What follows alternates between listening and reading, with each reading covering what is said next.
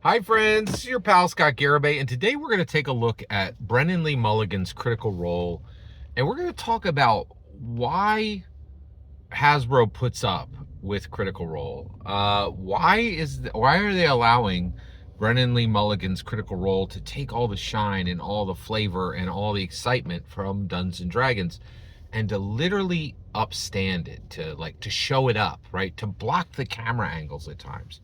Well, I'm going to explain it to you through Shakira. Okay, so Shakira is a famous pop singer, right?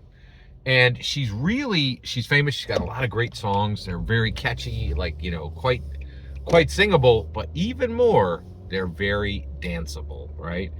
And Shakira is an amazing live performer. She puts on this amazing show. People go to her concerts and she shakes that thing. Like she is really good at this. She's very famous for being a very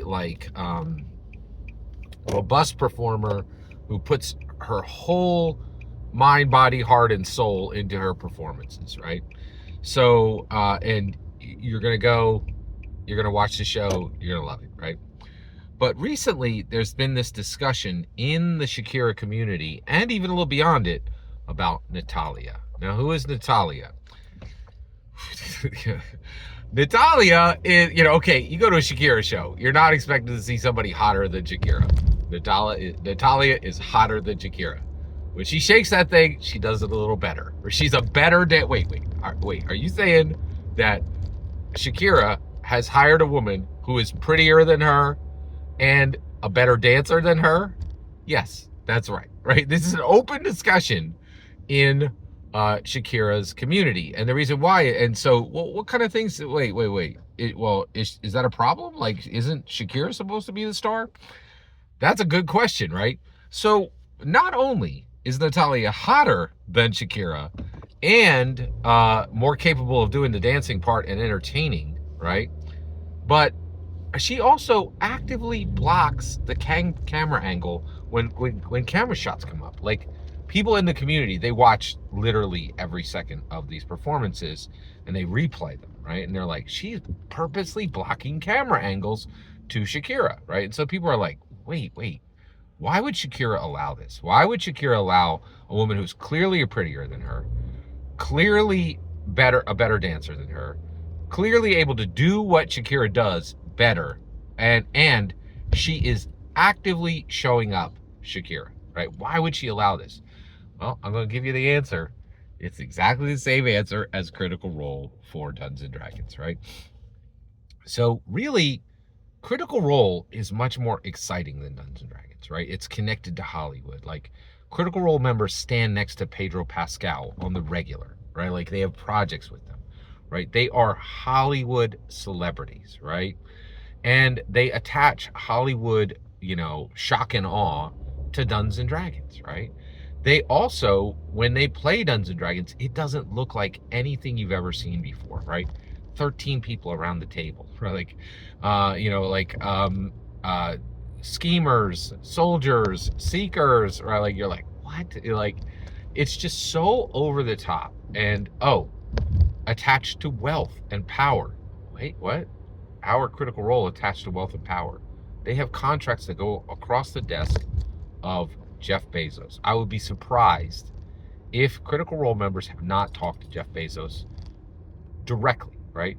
They have two shows with Amazon. One of them has been cleared for a 5th season, right?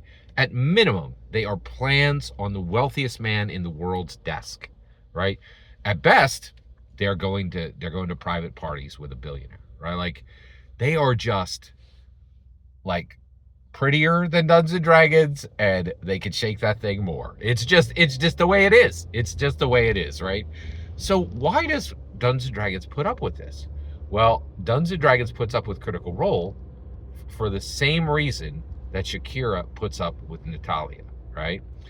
They bring attention to the brand, but they're not really a threat, right? Natalia can't make albums of her own that are going to sell millions, right? Critical Role can't make, tabletop role-playing games that matter, right? They can make tabletop role, and now Natalia could release a song Nobody's going to listen to it, right?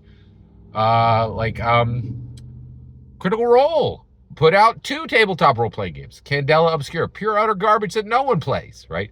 Daggerheart, some of the people were really, really interested until Critical Role said, you don't need to be interested in that. Even we're not going to use it for the main show. It's scrub material. Like it's B League.